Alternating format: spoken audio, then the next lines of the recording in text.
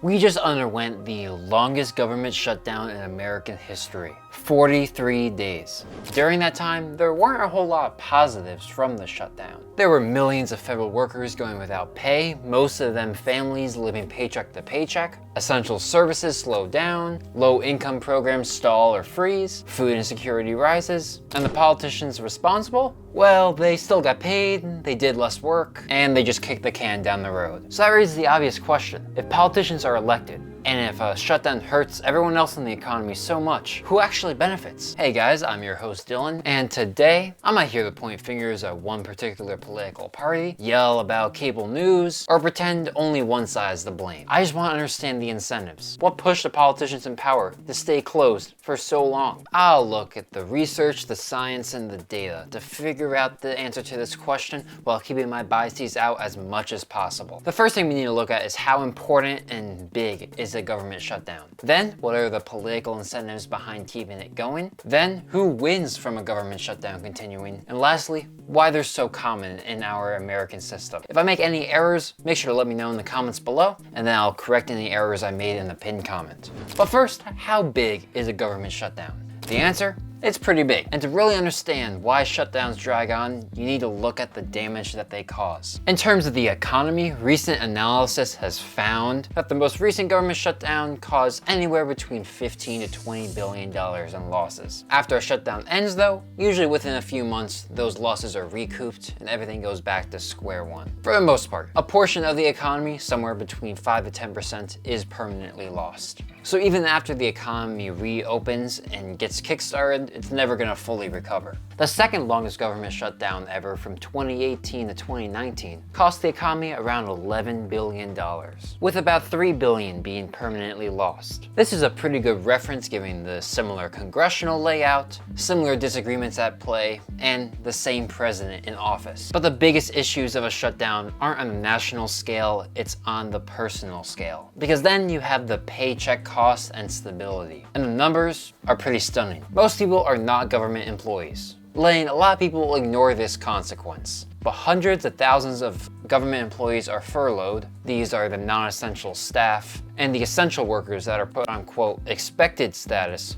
to work without pay during the shutdown. This ends up disrupting paychecks and household finances and local economies near government hubs. Once the government got up and back running, then the furloughed workers get back pay, but the back pay is never going to make up for the short-term stress that happens and the missed payments and the interest increases that happen when you don't have a paycheck to pay for those things. As a result, local food banks often see an immediate uptick in use. This is amplified by the fact that Americans are not savers at all, with 61% living paycheck to paycheck, including anyone from making 20 grand a year to 500,000 a year. And 40% of Americans have no emergency savings at all, with the median emergency savings being around $500, which in my case is 10 tanks of gas. A disruption of even 1 month, actually even 1 week, can be catastrophic around those that didn't plan for something of this scale to happen. Now moving over to the most controversial collapse,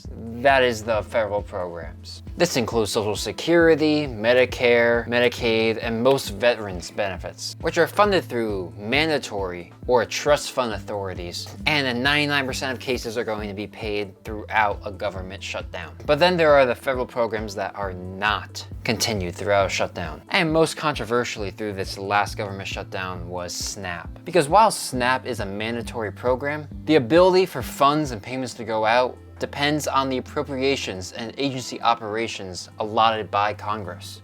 Now tie this in with closing parks, lower aviation security, pausing in visas and immigration, health research, education grants, and so much more that this video would go on far longer than it needs to be. This begs the question, why did the shutdown last 43 days? Well, to understand that, you have to stop thinking economically and about real people on the ground, start thinking about politics and the ideas of congressmen. Because if nobody's getting paid and programs that people depend on are getting shut down, what elected official is going, yeah, this is good for me. Well, there are some that made that call. First, we should look at any non-politician groups that gain an advantage from a shutdown. And the first is the media, including news sites and social media people who are a massive winner from shutdowns. They gain spikes in viewership, higher ratings for political programming, more page views / ad impressions, which then leads to short-term ad revenue and subscription attention. The main reason for this is that shutdowns are dramatic, and each day brings new news that people are interested in. It's like leaving a show on a cliffhanger. Reports and polling have shown that Sunday show viewership had much higher viewership during the 2025 shutdown, also knowing huge rating boosts. And I'm sure if you look at your favorite political YouTuber,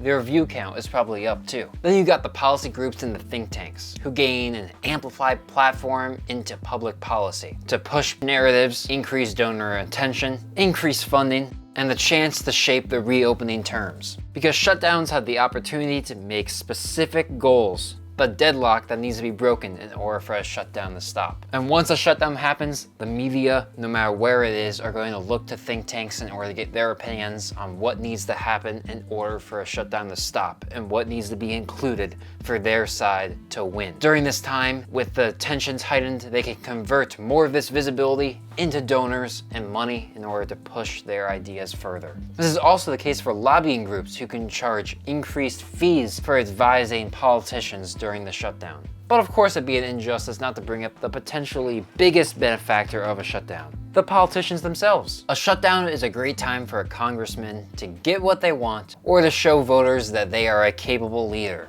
for any potential presidential races they're interested in. And for the larger political parties, it makes it quite easy for them to say 1, 2, or more things that need to be agreed upon or they won't reopen the government. Both of the two political parties had one of these. For the Democrats, it was healthcare.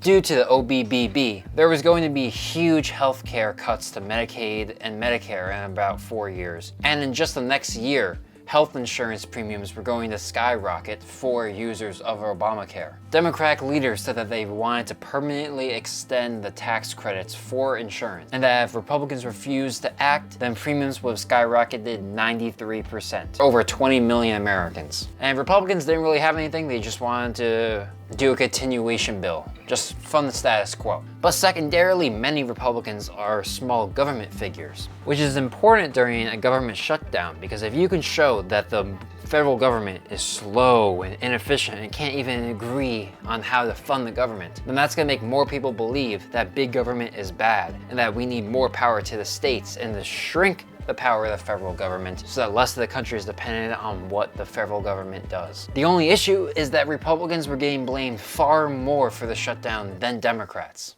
So let's get into talking about the numbers, and don't worry, we'll go to the part that you're thinking about. Because first, even in a shutdown like this, there's someone coming out ahead. With opinion polls during the time, it was clear that Americans were getting annoyed by everyone in Washington for playing chicken with their paychecks. But they definitely blame Republicans more than Democrats. According to polling data, 45% of Americans blame Trump and Republicans for the shutdown, while 33% blame Democrats. And that gap gets even bigger when you break it down by income. Among people making over 25 grand a year, nearly half, 46%, blamed Republicans, while only 21% blamed Democrats. So the lower the income, more frustration skewed against the GOP. And it's not just about blame. It was about trust too. Public approval for how the president handled the shutdown had dropped to 37%, down from 46% at the beginning of the shutdown. In total, 63% of Americans disapproved of how he handled the government during the shutdown. That's a pretty steep fall. And when you zoom out to Congress, it's not much prettier. Both parties in Congress are deeply unpopular,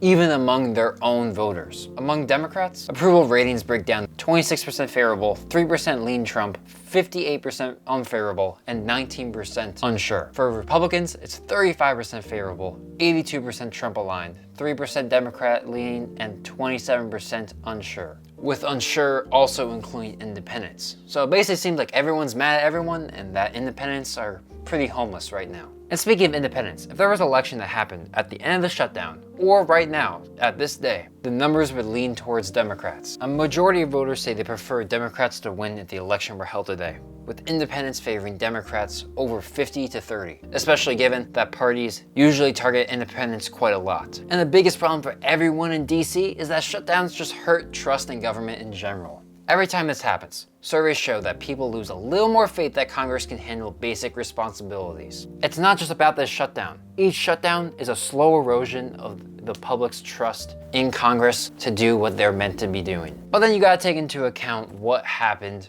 around 40 days into the shutdown. A few members of the Democratic caucus teamed up with most Republicans in order to end the shutdown. They focused on ending all these negative effects that I was talking about earlier to the economy and getting people their paychecks back, saying that they have a pinky promise deal with the Republicans that they'll have some sort of conversation about healthcare premiums in January. At least from a political strategy, this seemed ill-timed, given that Democrats were performing much better with the shutdown than Republicans, and that if Republicans wanted to stop the bleeding, they were eventually going to have to give in. So who's winning? No one in the long term, that's for sure. Because every single time one of these things happens, people lose faith in the government. And Democrats were winning the perception battle, but then decided to throw it all away for a pinky promise deal on what they had been fighting for weeks. Republicans were taking most of the blame and still have major blame for the shutdown. And yet another event that happened in the Trump presidency that decreased approval ratings and trust in his government. So shutdowns hurt people, damage reputations, and lead to long-term distrust in the working of government. Why are they so common in the American system?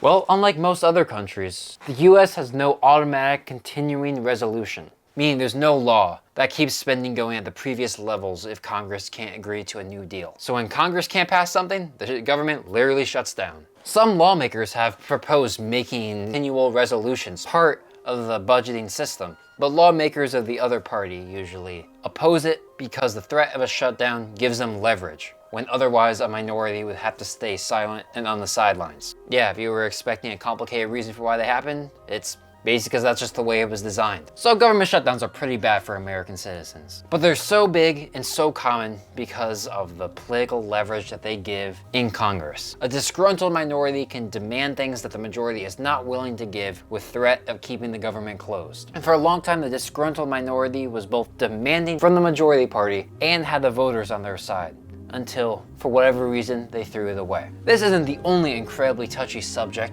during the Trump administration. There's quite a lot to go around. What about the way the Trump administration has been treating the court systems? If you ask one person, they'll tell you that the courts are being activists and destroying the democratic institution, while another person would say that Trump is eroding the court system and taking over authoritarian power. So which one is it? No one looks at it unbiased because he's so political. And neither do I. But I sure did give my best chance, and it was a complicated video to put together. You can check that out right here. And don't forget to do your research, keep the government shut down, and think controversy. I'll catch you over in this video right here.